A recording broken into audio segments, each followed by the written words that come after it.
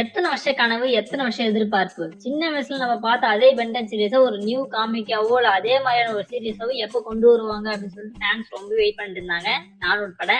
பந்தியில எல்லாமே இருக்கு, இன்னும் மோர் வரலையா அப்படின்ற மாதிரி பென்டன் எங்கயா கேட்டுட்டு இருந்தவங்களுக்கு கடைசியா ஒரு காமிக் சீரீஸ் ரிலீஸ் பண்ணிருக்காங்க.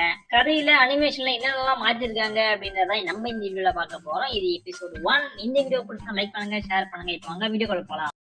எடுத்த உடனே மிகாட்ஸோட அந்த ஸ்பேஸ்ஷிப் தான் காமிக்கிறாங்க.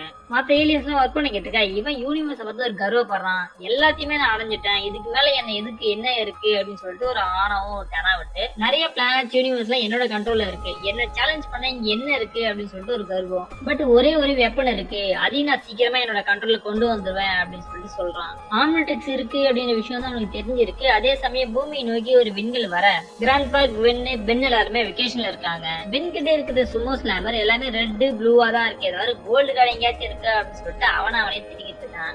என்னடா பெண்ணு அப்படின்னு சொல்லிட்டு வருத்தப்பட்டுக்கிட்டு இருக்க. இங்கிட்டு பெண்ணு ஏலியன் ஸ்பேஸ் சுத்தி இருக்க கட்டுக்கடலை பத்தி படிச்சுக்கிட்டு இருக்க. அவளோட பேக்ல சயின்ஸ் ஆஃப் தி ஸ்பேஸ் அப்படின்ற ஒரு புக் வேற, இதெல்லாம் உருப்படுறதுக்கு அப்படின்னு சொல்லிட்டு பெண்ணு கேட்க ரெண்டு பேருக்குள்ளயும் வாக்குவாதாக. கிராண்ட்பா தான், ஏன்னா வெக்கேஷன் வந்த இடத்துல ஏன்டா இப்படி சண்டை போட்டுக்கிட்டு இருக்கீங்க, இப்படி வெளியில வந்த இடத்துல சண்டை போடாதீங்கப்பா அப்படின்னு சொல்றாரு. ஆனா ஏலியன்ஸ் எல்லாம் உண்மையா இருக்காங்கன்னு சொல்லிட்டு குவென் நம்புறா. அவளோட பேக்ல பாத்தீங்கன்னா ஒரு சயின்ஸ் புக்கும் கேண்ட் எமோஜப்பட்ட ஒரு ஸ்டிக்கரும் இருக்கு. கீச்சன்ல இருக்கிற கல்ல எங்கேயும் பார்த்த மாதிரி இல்ல, எனக்கு அது ஃபர்ஸ்ட் டைம் பாக்குறப்ப சாம் டஸ்டோட அந்த ஸ்டோனை பார்த்த மாதிரியே இருக்கு. இவங்க ரெண்டு பேரும் வீட்டுல உட்காந்து எப்ப பார்த்தாலும் போனே நோண்டிட்டு இருக்காங்க போல. அதெல்லாம் இருக்க கூடாது அப்படின்னு சொல்லி இந்த ட்ரிப்பையே கூட்டு வந்துருக்காரு. ரெண்டு பேரும் வீட்லயும் பர்மிஷன் வாங்கிட்டு இங்க கூட்டு வந்துருக்காரு. ஆனா ரெண்டு பேரும் சண்டை போட்டுக்கிட்டே இருக்காங்க. ஒரு கடத்துல வாக்குவாதம் அதிகமாயி குவென்னு எங்க அப்பா அம்மா ஒண்ணு வீட்டுல இருந்து தோட்டத்துக்காக இந்த ட்ரிப்புக்கு அனுப்பி வைக்கல அப்படின்னு சொல்லிடுறா.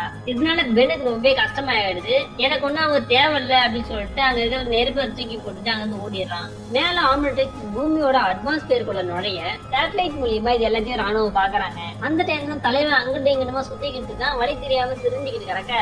மேல ஒரு எரிக்கல் நோக்கி வருது. இவனை இதைத்தான் கொஞ்சம் எதிர்பார்ப்பாப்லயோ, நேரம் நம்மள நோக்கி தான் வருது அப்படின்னு சொல்லி அலற கரெக்டா பக்கத்துல வந்து விழுது. பொறுமையா எந்திரிச்சு கிட்ட போய் பாக்குறப்போ மண்ணு சரிஞ்சு உள்ள விழுந்துடுறான். பட் பழைய காட்டுல காமிச்ச மாதிரி அந்த ஆம்னிடெக்ஸ் தொடர்றது விஷுவல்ஸ் அது எதுவுமே காமிக்காம ஸ்ட்ரெயிட்டா இதுல இவனோட கையில அந்த கிராப் ஆகிற மாதிரி காமிச்சிருக்காங்க. அதை ஃபர்ஸ்ட் பாக்குறப்போ ஆம்னிடெக்ஸ் தானே தெரியல, அப்டேட் மாதிரி தான் தெரியுது. பிடிச்சது கையை இங்க இம்புட்டு கூத்து நடக்க அந்த பக்கம் ராணுவ ஆட்கள் உள்ள வராங்க.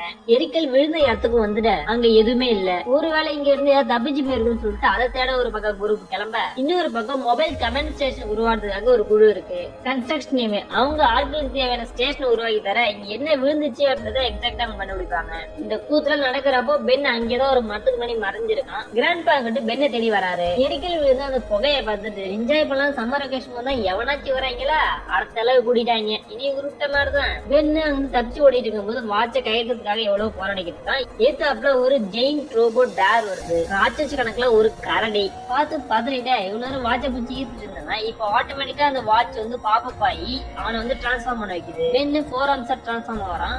இதுல பாத்தீங்கன்னா ஓல்டு சீரிஸ் இந்த மாதிரி அவன் வாட்சை எடுத்து அதுக்கு பாப்பப் ஆகி அதுக்கப்புறம் அவன் எந்த ஏலியன் வேணும்னு சொல்லிட்டு செலக்ட் பண்ணி கிளிக் பண்ற மாதிரி இருந்துச்சு. அந்த மாதிரி எதுவுமே இல்லாம அவன் நினைச்சாலே மாறுற மாதிரியான ஒரு தோட்டம் தான் இங்க கொடுத்துருக்காங்க. ஜஸ்ட் அவன் மைண்ட்ல ஒரு ஆபத்து அப்படின்னு தோணியா மாறணும்னு நினைச்சாலே ஆட்டோமேட்டிக்கா அந்த இது வந்து பாப்பா டிரான்ஸ்ஃபார்ம் பண்ணிக்குது. இது கொஞ்சம் வித்தியாசமா இருக்கு. ஃபோரமோட ஆட்சியில் பாத்தீங்கன்னா எனக்கு பாடி எல்லாம் பார்க்கும்போது நல்ல வெறித்தனமா கட்சா சூப்பரா இருக்கு மசிலோட. பட் ஃபேஸ் பார்த்தா ஒரு மாதிரி சுருங்கி போன மாதிரி, அது வந்து அந்த பாடிக்கு அந்த முகம் செட் ஆகாத மாதிரி இருந்துச்சு. இந்த முகத்துக்கு இந்த பாடி பில்டிங்கா அப்படின்னு ஷாக்கார அளவுக்கு இருக்கு. சரி கதைக்கு வரும். ஃபோராமா டிரான்ஸ்ஃபார்ம் ஆனதுக்கு அப்புறம் நேரப்பட்டு அடிச்சு குழந்தை காட்டான். 2 அடி தான் அடிச்சிருப்பான். அதுக்கே ஆட்டோமேட்டிக்கா வந்து பவர் ஆஃப் ஆகி பழைய ஃபார்முக்கே வந்துடுறான். புஷ்னு இறங்கின மாதிரி இருக்கு.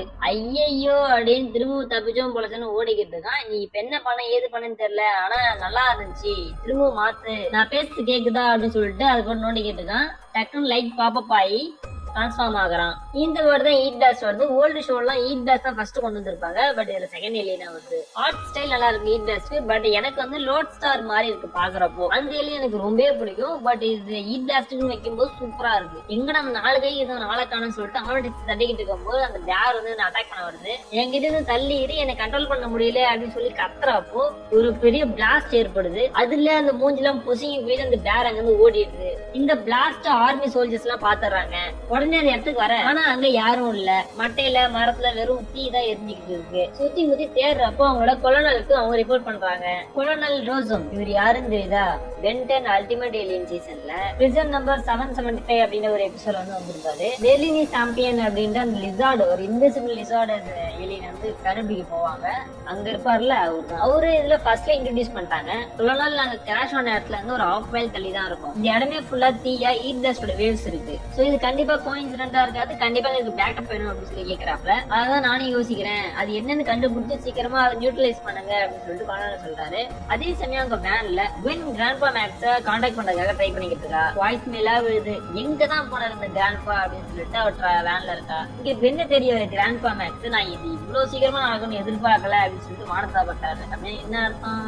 எனக்கு என்ன தோணுதுன்னா ஆர்மேட்ரிக்ஸ் வரப்போகுது அப்படின்ற விஷயம் அவருக்கு முன்னாடியே தெரிஞ்சிருக்கு. ஃபர்ஸ்ட் அந்த சீரியஸ்மே இதான் சொல்லியிருப்பாங்க, அவருக்கு வந்து ஆர்மேட்ரிக்ஸ் வரப்போகுதுன்றது கிராண்ட்பா மேக்ஸ்க்கு தெரியும். அதே மாதிரிதான் இங்கேயும் ஸ்பேஸ்ல வில்காக்ஸோட அந்த ஸ்பேஸ்ஷிப்ல ஆர்மேட்ரிக்ஸ் எமிட் பண்ணக்கூடிய ஆம்னி எனர்ஜியை பவர்ஃபுல்லான சென்சார் மூலமா ட்ராக் பண்ணிடுறாங்க. சோ ஆர்மேட்ரிக்ஸ் இங்கதான் இருக்குன்றது வந்து அவங்களுக்கு தெரிஞ்சு போச்சு. வில்காக்ஸோட எல்லாம் பார்க்கணுமே தாமா இருக்கான். கொஞ்சமா டேவிட் ஜோன்ஸோட சாயெல்லாம் போட்டு கொடூரமா பண்ணிருக்காங்க. பட் எனக்கு பாக்குறப்ப ஒரு மாதிரி ஏஜ் லுக் மாதிரி தெரியுது. உங்களுக்கு எப்படி இருக்குன்றத நம்ம கமெண்ட்ல சொல்லுங்க. வில்காக்ஸ் இவனோட ஆர்மில பக்கத்துல இருக்கக்கூடிய யாராச்சும் அசசின்ஸ், பவுண்டி ஹண்டர்ஸ் தான் வர சொல்றான். சோ அவங்களுக்கு அழைப்பு விட ஆர்மேட்ரிக்ஸ் கண்டிப்பா ஒரு பிரைமரி ஸ்பீஷிஸ் கிட்ட தான் மாட்டி இருக்கும். கண்டிப்பா அது என்னன்னே எனக்கு தெரியாது. யூனிவர்ஸோட ரொம்ப பவர்ஃபுல்லான வெப்பன் இனிமே எனக்கு தான் சொந்தம் அப்படின்னு சொல்ற இடத்துல இந்த எபிசோட் முடியுது. சோ இதுக்கப்புறம் என்ன ஆச்சுங்கிறத நம்ம நெக்ஸ்ட் எபிசோட்ல பார்க்கலாம். ரொம்ப நாளா கேட்டுட்டு இருந்த பெஞ்சனோட சீரிஸ் இப்போ ஒரு கான்க்ளேவ் ரிலீஸ் பண்ணிருக்காங்க. ஒரு அடல்ட் ஸ்டைல்ல தான் ஆர்ட் ஸ்டைல் எல்லாமே இருக்கு. ஸ்டோரியில சின்ன சின்ன சேஞ்ச் கொண்டு பண்ணிருக்காங்க. சோ இதுக்கப்புறம் வரப்போற எபிசோட்ஸ் நம்ம அடுத்த வீடியோல பார்க்கலாம். இதே மாதிரி அனிமி கார்ட்டூன் அனிமே சீரிஸ்லாம் உங்களுக்கு ரொம்ப பிடிக்கும் அப்படின்னா